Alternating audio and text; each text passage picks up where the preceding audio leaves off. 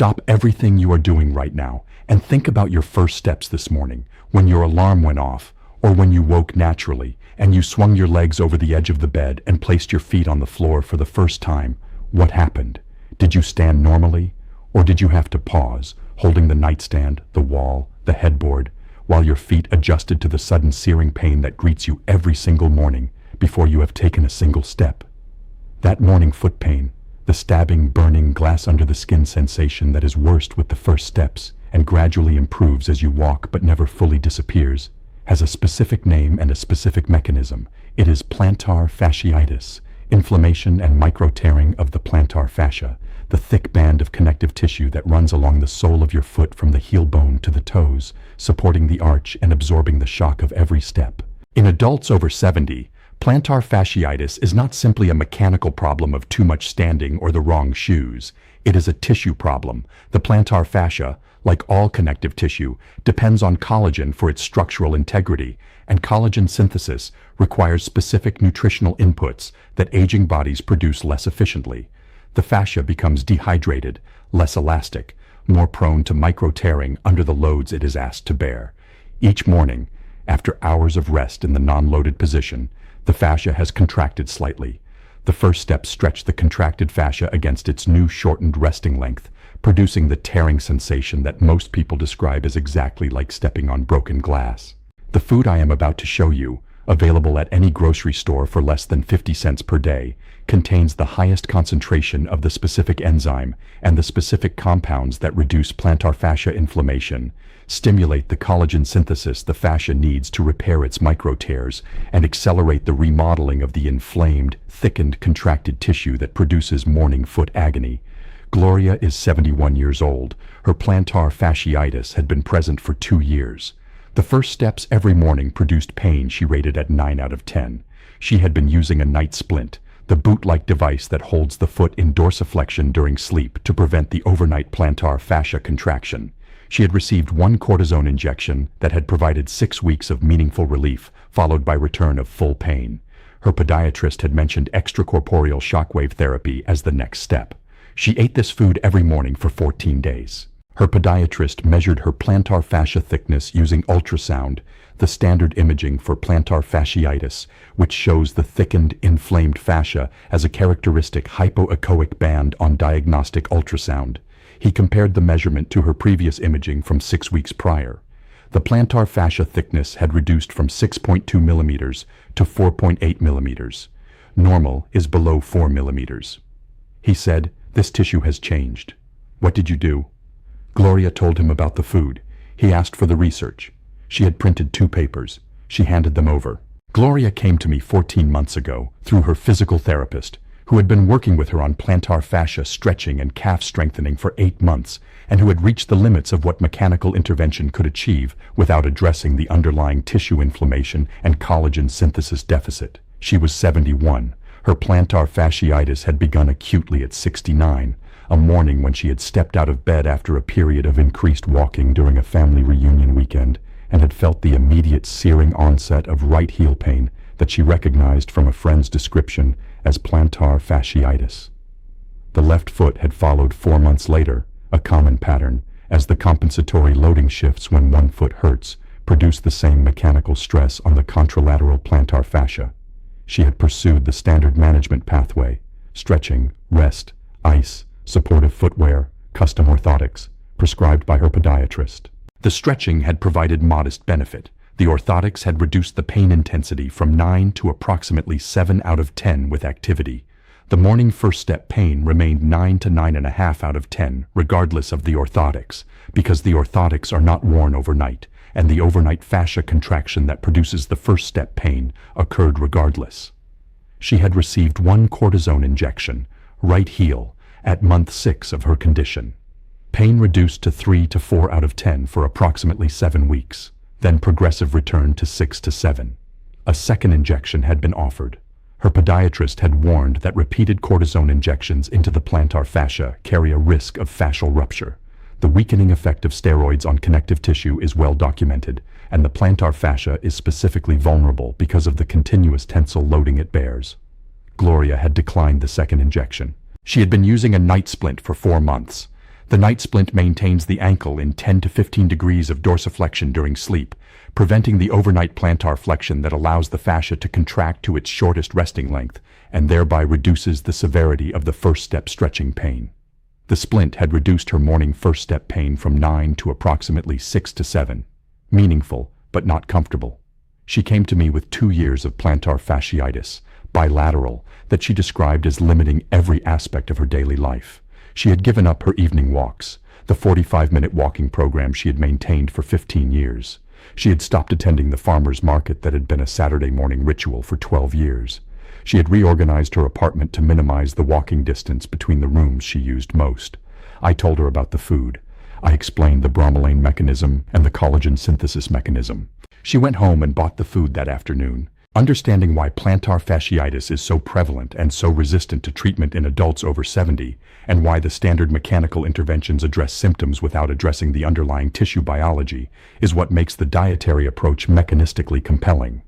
The plantar fascia is a dense fibrous connective tissue structure, composed predominantly of type Y collagen arranged in longitudinal bundles running from the calcaneus to the metatarsal heads.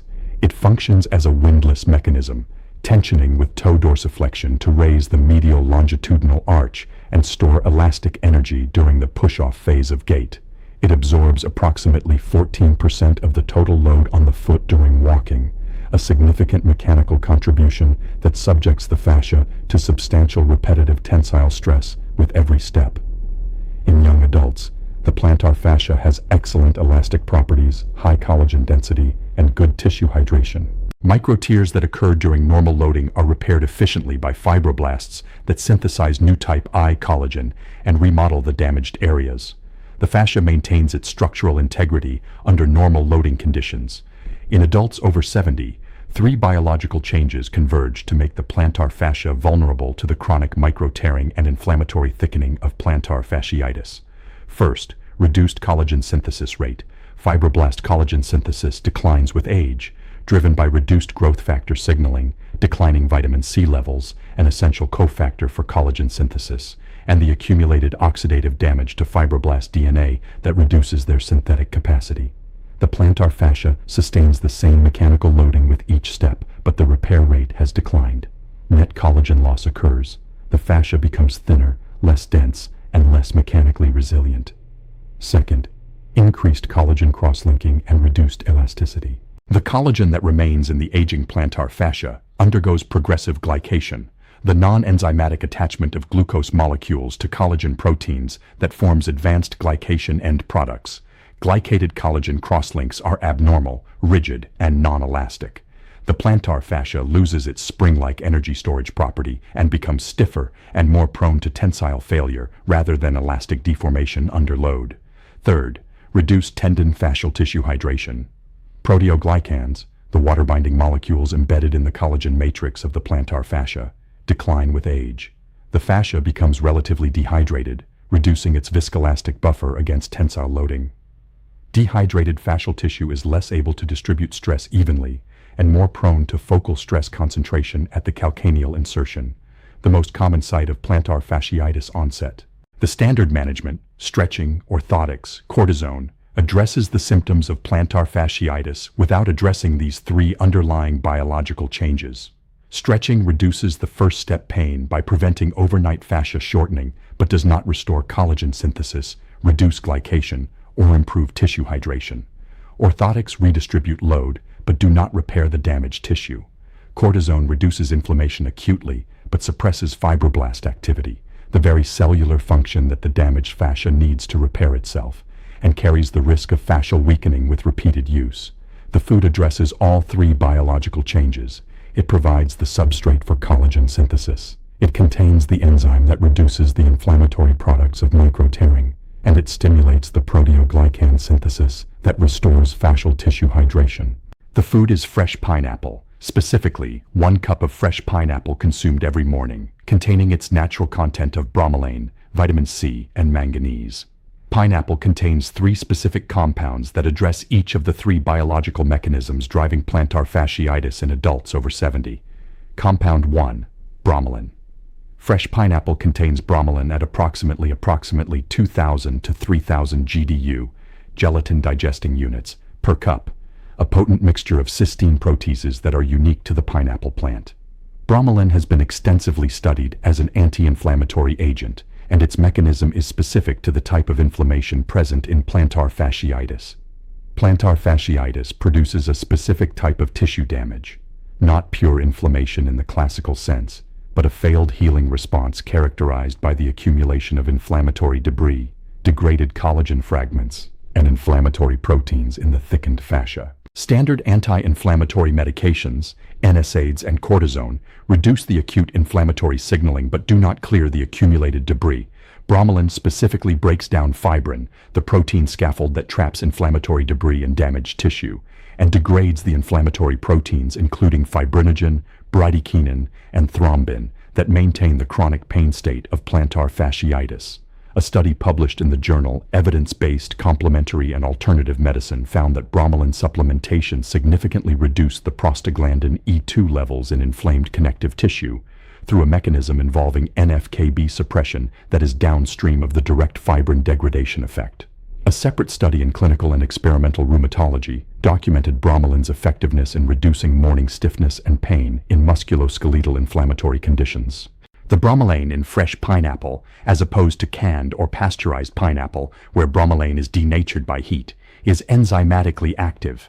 1 cup of fresh pineapple provides a therapeutic dose of bromelain that reaches systemic circulation from the gut and accumulates in inflamed connective tissue, including the plantar fascia.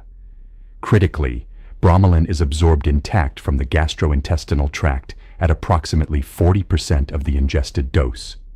This is unusual for a protein enzyme.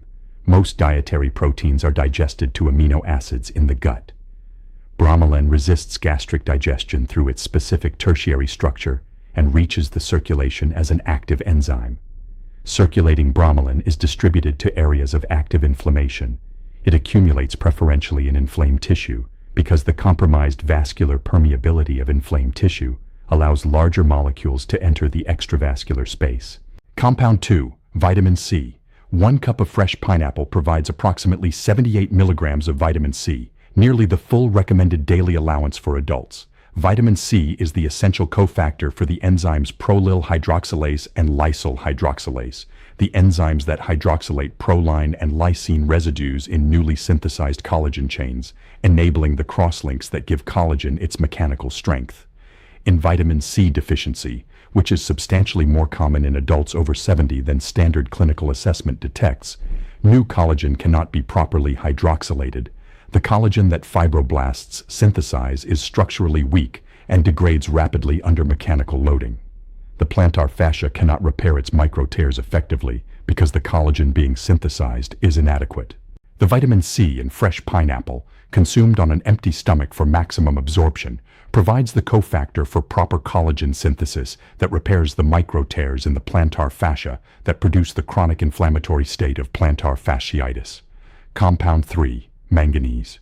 1 cup of fresh pineapple provides approximately 76% of the daily recommended intake for manganese, making it one of the richest dietary sources of this trace mineral.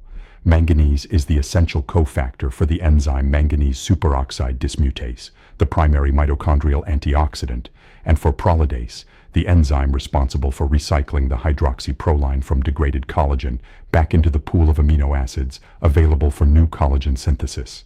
In manganese deficiency, prolidase activity is reduced. Degraded collagen cannot be efficiently recycled. The fibroblasts must synthesize entirely new proline for each new collagen molecule rather than recycling the hydroxyproline from degraded collagen. Collagen synthesis is slower and less efficient. The plantar fascia's repair capacity is reduced.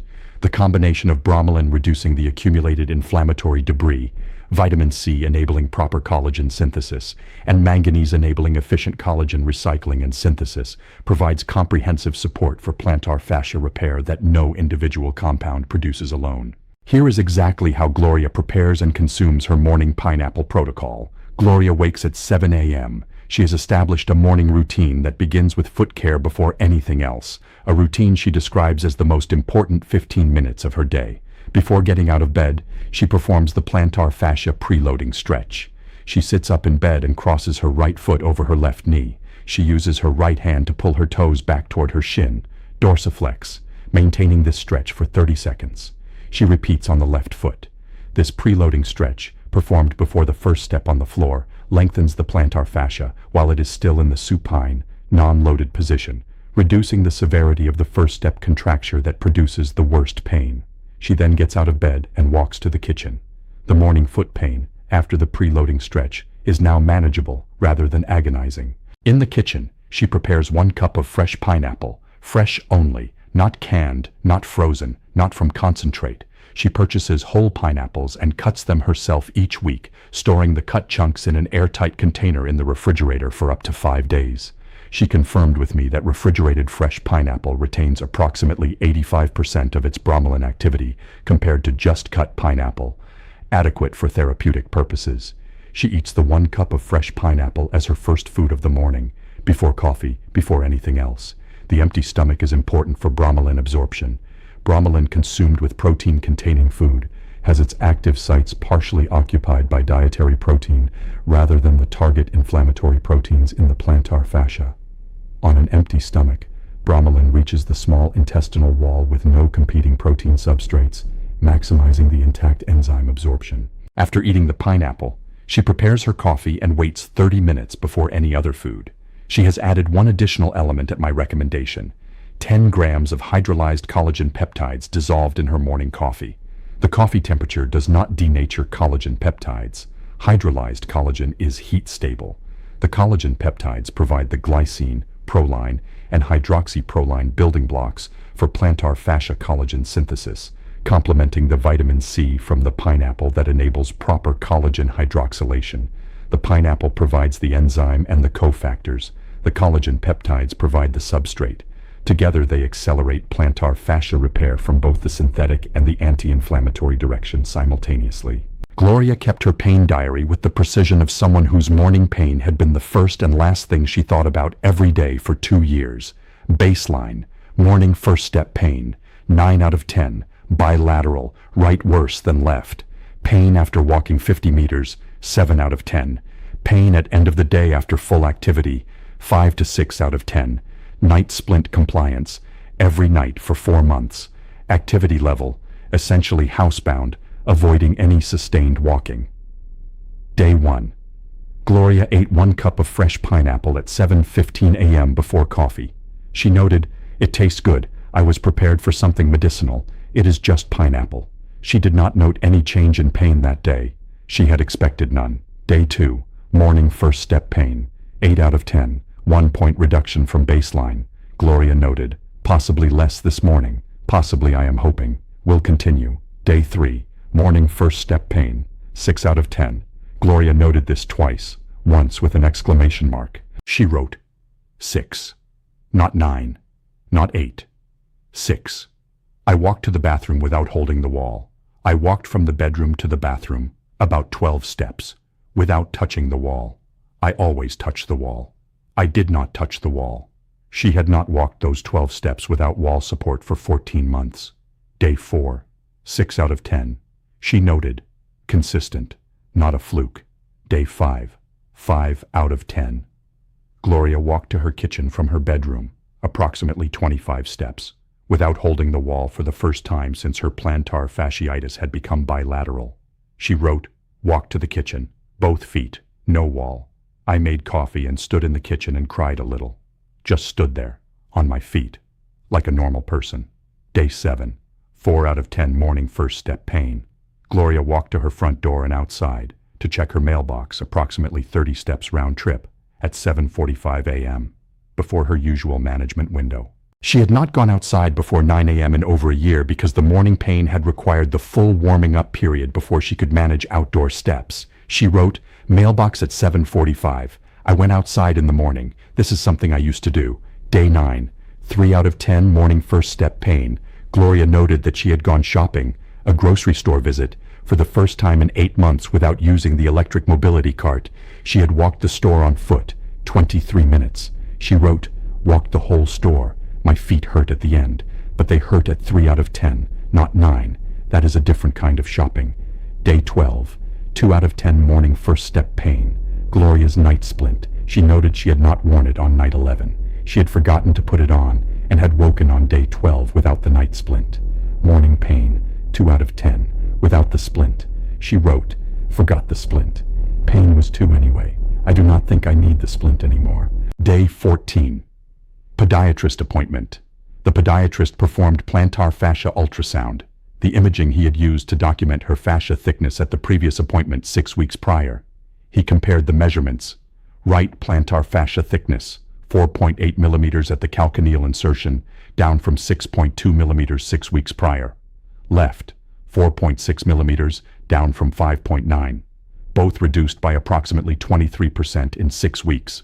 He reviewed the imaging alongside his clinical examination notes. He said, "This tissue has changed. The echogenicity has improved. The thickness is significantly reduced." "What did you do?"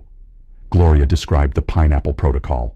She described the collagen peptides in her coffee. The podiatrist was quiet. Then he said, "I know the bromelain mechanism. I have not been recommending this. I am going to start. The shoe type that is destroying your plantar fascia with every step, and that is worn by the majority of seniors with plantar fasciitis under the impression that it provides adequate support. Flat canvas shoes, including the style commonly known as tennis shoes or sneakers with minimal cushioning, and the flat-soled slip-on shoes that are popular for their ease of use. The mechanism involves heel-to-toe drop, the difference in height between the heel and the ball of the foot in the shoe. In a flat shoe, the heel-to-toe drop is 0. The foot is maintained in a position of relative dorsiflexion compared to a shoe with even a modest heel elevation. This dorsiflexion position, with the foot flat, places the plantar fascia in a lengthened, tensioned position with every step. The fascia must stretch from its most lengthened position with each footfall, rather than beginning from the partially relaxed position that a modest heel elevation provides. For adults with healthy plantar fascia, flat shoes are mechanically appropriate. For adults with plantar fasciitis, where the fascia is already inflamed, microtorn, and dehydrated, the additional stretch of zero-drop flat footwear exceeds the tissue's capacity for elastic deformation and produces additional micro-tearing with each step. The daily 10,000 steps that even moderately active seniors take represent 10,000 additional tensile stress events on already damaged tissue. The therapeutic footwear recommendation for plantar fasciitis, which podiatrists understand, but which is frequently not communicated to patients with adequate specificity, is a shoe with a heel-to-toe drop of 8 to 12 millimeters. This modest heel elevation reduces the plantar fascia tensile load by approximately 30 to 40% compared to flat footwear by positioning the foot in slight plantar flexion, reducing the stretch the fascia must accommodate with each step. Gloria had been wearing flat canvas slip-ons since her plantar fasciitis began. She had chosen them specifically because they were easy to put on without bending forward, which her foot pain made difficult. The easy-on flat shoe that she had selected for convenience was the worst possible mechanical environment for her damaged plantar fascia. I recommended a walking shoe with a 10mm heel-to-toe drop and a semi-rigid arch support. She purchased 1 pair. The difference in her afternoon pain level, after a morning of the pineapple protocol and a day in the therapeutic footwear rather than the flat slip-ons, was, she reported, the equivalent of 2 points on her pain scale. From 5 to 6 out of 10 at end of day to 3 to 4 out of 10. Not dramatic. Meaningful. The pineapple protocol repairs the damaged tissue from the inside. The therapeutic footwear reduces the ongoing damage load from the outside. Both are necessary for full recovery. The protocol without the footwear change produces improvement. Gloria's results at day 14 confirm this. But the footwear change without the protocol produces only mechanical symptom management without tissue repair. Gloria walked to the farmer's market last Saturday morning. She told me this at her follow-up appointment. She had not attended the farmer's market in 18 months. She walked for 45 minutes. She bought tomatoes and herbs. She stood at one stall for 8 minutes talking to the vendor about heirloom varieties. Her feet hurt, a little, 2 out of 10. Manageable, not 9. Your plantar fascia is not permanently damaged. The micro-tears that produce the thickened, inflamed tissue of plantar fasciitis are repairable. The fibroblasts in your fascia are capable of synthesizing new collagen and remodeling the damaged tissue if they are given what they need. Bromelain to clear the inflammatory debris. Vitamin C to enable proper collagen hydroxylation. Manganese to enable efficient collagen recycling. Collagen peptides to provide the building blocks. 1 cup of fresh pineapple. 10 grams of collagen peptides in your morning coffee. Every morning. Empty stomach for the pineapple. Therapeutic footwear with a heel-to-toe drop. Preloading stretch before the first step. 14 days. Measure your morning first step pain today from 1 to 10. Come back in 14 days with the new number. Leave a comment below right now. Tell me your age, which foot hurts, and your morning first step pain rating. I read every single comment. Everyone. Before I go, one request. Tell me your age and your number one health challenge. I read every comment. Your comment might be exactly what someone else needs to see today. Subscribe. Tomorrow I have something just as important. I will see you then.